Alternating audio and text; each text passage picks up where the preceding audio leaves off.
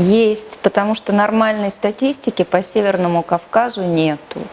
Ее не может быть, потому что в территориях, где основную часть составляет теневая экономика, а ее померить невозможно. Ну вот, имеем то, что имеем. Это первое. Второе, рапорты о хорошем росте, динамике. Ну, я как человек с экономическими мозгами объясню просто. Давайте вот вашим слушателям. Яблоко и яблоко, два яблока. Какой процент роста? 100%. 100 яблок и 10 яблок. Какой процент роста? 10%. Реально, чего больше выросло? Это называется в экономике эффект базы. Когда у вас все на уровне плинтуса, с плинтуса темпы роста всегда выше.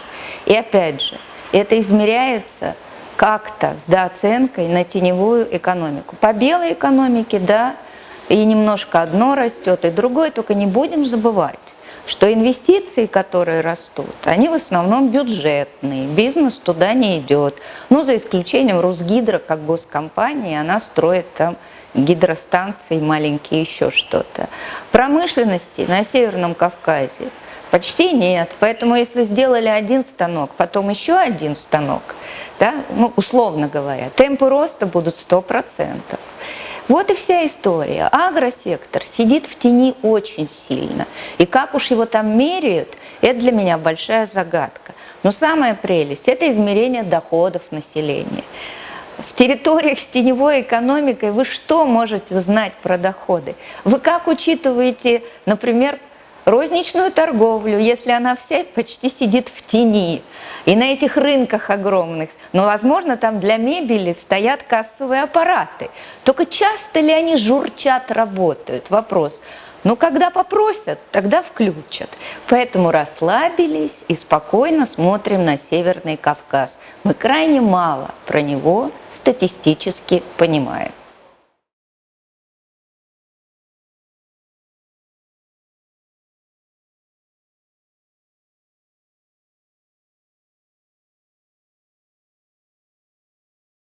Знаете, поскольку вы северокавказская служба, я вам отвечу коротко. Аллах знает.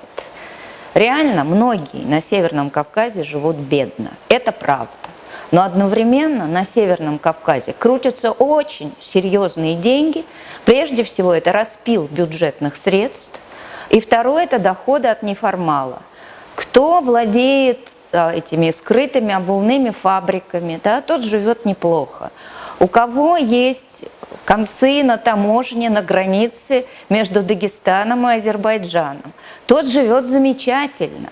Поэтому вот как во всей стране есть очень много небогатого населения, но есть короли, что госзаказа, что газораспределения, что электросетей, которые не просто как сыр в масле катаются, а которые, в общем, демонстрируют нам свое потребление, чтобы золото из каждой щели торчало.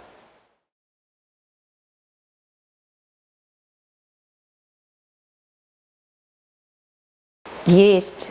Базовую специфику я назвала. Это масштабы теневой занятости, это от 30 с лишним до 50-60% рабочей силы.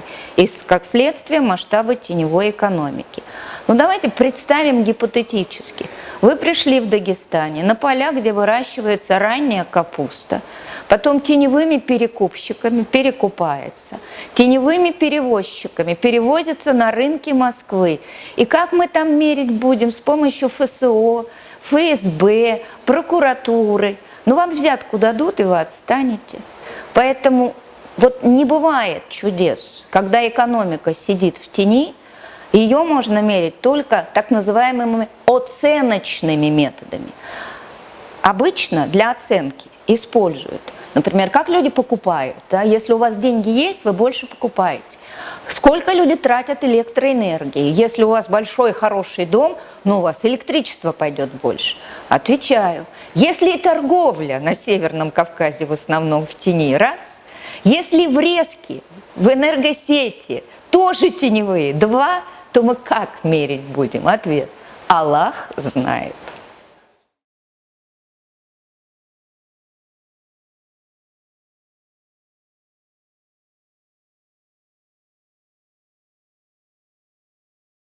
Они есть. Куча живых малых бизнесов, куча людей крутится и пытается зарабатывать, даже в той тени. Почему они не выходят на свет? Ответ предельно понятен. Сейчас они платят на лапу, чтобы к ним не приставали. Потом им придется, когда они начнут расти, еще платить и налоги. Но плату-то на лапу никто не отменит. Поэтому у вас получается двойное налогообложение, формальное и неформальное. Кто это вынесет? И ответ предельно понятен. Помните правило: до тех пор, пока сидеть в тени по издержкам меньше, чем работать на свету в белой экономике, будут сидеть в тени. Что бы ни делали новые начальники, например, в Дагестане, как бы там ни свирепствовала прокуратура, все равно законы экономики обмануть невозможно. Поэтому первое, что резко отличает Северный Кавказ, это повышенная доля тени. Второе, положительное. Здесь люди стремятся зарабатывать. Вот маргиналов, которые с утра до ночи пьют, на Северном Кавказе, среди коренного населения вы особо не найдете. Люди чувствуют ответственность за семью и пытаются зарабатывать. Это важное отличие. Потому что в российских малых городах, русских, и в деревнях уже уровень маргинализации такой, что человек просто спивается и ничего не делает. И такое бывает часто. Третье. Северный Кавказ, конечно, имеет точки роста. Все ранние овощи, поставки раз. При хорошем благоустройстве, какая-то зона отдыха в районе Дагестана на Каспии, два. Плодовая продукция, сады современного типа, три. Горный туризм, горнолыжный прежде всего, но для этого должно быть спокойно, это вопрос безопасности. Вы посмотрите, в Кабардино-Балкарии на частных деньгах вот вся эта зона горнолыжного туризма стала подниматься. Люди сами, это балкарская экономика, вкладывали деньги, строили эти мини-гостиницы. Начинался подъем. ФСБ провело парочку антитеррористических операций в начале горнолыжного сезона, перекрыв въезд в горы. И бизнес начал дохнуть. Вот как это бывает на Северном Кавказе. Если в целом по России силовики давят бизнес поштучно, на Северном Кавказе, я бы сказала, бульдозерным типом. И от этого бизнесу лучше не становится.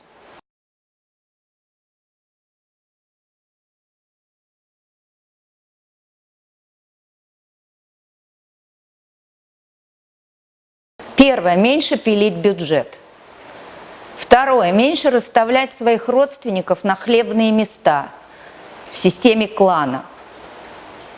По-простому, по-человечески, совесть иметь хоть немножко. Дальше, больше вкладывать в образование, понимая, что многие уедут, если они будут конкурентоспособны. Но они уедут, и они смогут конкурировать на рынке труда, а кто-то останется. Четвертое. Все-таки вкладываться в благоустройство, в инфраструктуру городов хотя бы центральных. Потому что центральный город – это витрина урбанизма. Если он интересен, если он живой, молодых в нем остается больше.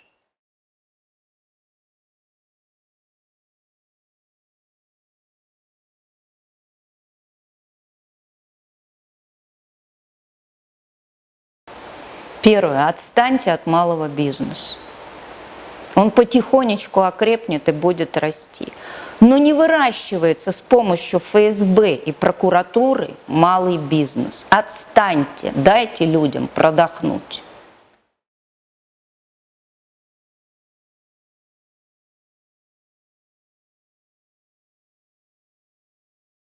Условный Навальный мне непонятен, поэтому я не понимаю, что и как он будет делать. То, что там есть элементы сильного авторитаризма, я вижу. А мне всегда казалось, что развитие территорий – это прежде всего интересы самих территорий. Поэтому я бы предпочла, чтобы пришел человек, который понимает, зачем стране нужен федерализм. А дальше республики Северного Кавказа с болячками, с проблемами, с этими удельными княжествами, султанатами Все это будет. Но они потихоньку начнут разгребать это сами, потому что и бизнесу потребуются правила игры. И я бы еще, честно говоря, не то чтобы давала меньше трансфертов, трансферты нужны. Я бы вот более жестко следила, чтобы они шли в инвестиции в человеческий капитал. Они закапывались, например, в дороге с 40% как минимум откатом. Вот эту контрольную функцию хорошо бы выполнять извне, потому что пока внутри республик не работает. Вот если вы следите за расходованием бюджетных средств, вы правильно делаете. А в остальном отстаньте.